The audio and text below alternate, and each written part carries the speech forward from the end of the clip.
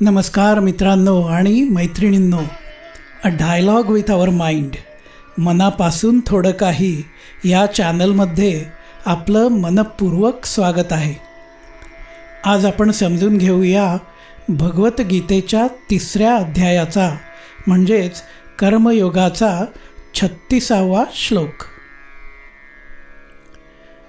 अर्जुन उवाच अथ केन प्रयुक्तोऽयं पापं चरति पुरुषः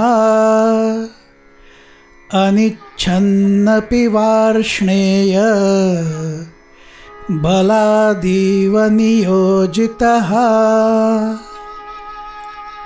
अर्जुन म्हणाला, हे वार्ष्णेया, एखादा पुरुष स्वतःची इच्छा नसतानाही बळजबरीनं पापकृत्य करण्यास कोणाच्या प्रेरणेनं प्रवृत्त होतो? या आधीच्या काही श्लोकांमध्ये श्रीकृष्णांनी सांगितलं की जे लोक त्यांच्यावर श्रद्धा ठेवत नाहीत, दोषारोप करत राहतात, मूढपणानं वागतात, हट्टीपणा करतात, आसक्ती किंवा द्वेष ठेवून कर्म करतात, परधर्म चांगला मानून त्याचंच आचरण करतात, ते सर्व अज्ञानी आहेत आणि त्यांच्या परमार्थाच्या मार्गावर अनेक विघ्न येतात. पण हे सर्व माहीत असूनही बरेच जण त्यांच्या इच्छेविरुद्ध का होईना पण हेच सर्व करतात. म्हणून एवढं सगळं ऐकल्यावर अर्जुनाला प्रश्न पडलाय की यामधल्या नक्की कशामुळं ते अशी पापकृत्य करायला प्रवृत्त होतात. जणू काही बळजबरीनं त्यांच्याकडून ती दुष्कर्म होतात. मग ती प्रेरणा त्यांना कशामुळं मिळते? का आणखीही काही इतर कारण आहे? दुसरीच काहीतरी शक्ती आहे की जी त्यांना ते करायला भाग पाडते. कोणतीही गोष्ट नीट समजून घ्यायची असेल तर नुसतंच समोरच्याला, मग तो गुरु असो किंवा प्रत्यक्ष भगवान श्रीकृष्ण असोत, ते सांगतील त्याला हो हो करत ऐकत राहिलं तर खरं ज्ञान प्राप्त होणं कठीण होईल. पण अर्जुन मात्र त्याला जर काही नीट समजलं नसेल तर गप्प बसणारा नव्हता. भगवद्गीतेमधलं ज्ञान जितकं महत्त्वाचं आणि जीवनावश्यक आहे तितकंच महत्त्वाचं आहे की संपूर्ण समाधान होईपर्यंत अर्जुनासारखे प्रश्न विचारता येणं, शंका समाधान करून घेणं. अर्जुनाच्या या प्रश्नांबद्दल संत ज्ञानेश्वर महाराज म्हणतात, तरी देवा हे ऐसे कैसे जे ज्ञानियांची ही स्थिती भ्रंशे, मार्ग सांडूनी अनारिसे चालत देखो.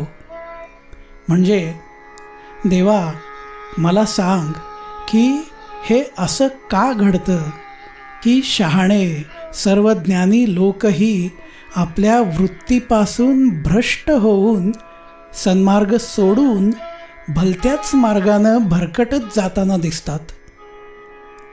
सर्वज्ञही जे होती हे उपायही जाणती, तेही परधर्मे व्यभिचरती कवणे गुणे. ते सर्व काही जाणतात आणि त्यावरचे पर्यायही त्यांना माहीत असतात. काय त्याज्य आहे, काय स्वीकारावं हे त्यांना उत्तम कळतं. पण तरीसुद्धा ते परधर्माकडं प्रवृत्त होतात आणि त्याप्रमाणे आचरण करतात. बीजा आणि भुसा अंधू निवाडू नेणे जैसा, नावेक देखणाही तैसा बरळे कापा. जन्मांध असलेल्या माणसाला धान्य आणि भूस यांना वेगळं करणं जमत नाही हे साहजिक आहे. पण जे डोळस आहेत त्यांना देखील या दोन्हीमधला फरक कळत नाही. हे असं का व्हावं? किंबहुना तो फरक कळला तरी देखील त्या दोन्हींना वेगळं करणं त्यांना का जमत नाही, हे काही मला कळत नाही.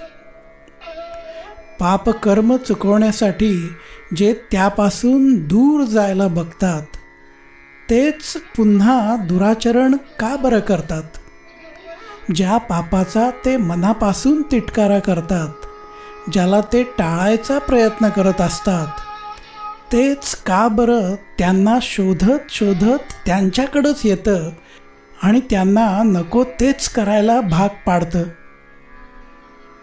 अरे श्रीकृष्णा, कृपा करून आता तूच मला हे समजावून सांग. मित्रांनो, हा श्लोक पुन्हा एकदा म्हणूया.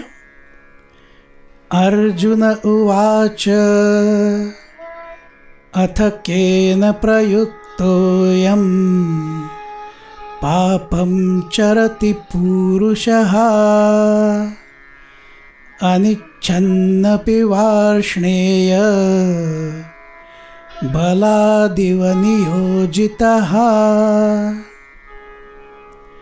मित्रांनो आणि मैत्रिणींनो, पुढच्या श्लोकांचं असंच सखोल निरूपण ऐकण्यासाठी a dialogue with our mind, मनापासून थोडं काही या चॅनलला जरूर सबस्क्राईब करा. चला तर मग पुन्हा लवकरच भेटूया. भगवान श्रीकृष्ण अर्जुनाला पुढं काय सांगतात ते ऐकण्यासाठी. तोपर्यंत जय श्रीकृष्ण.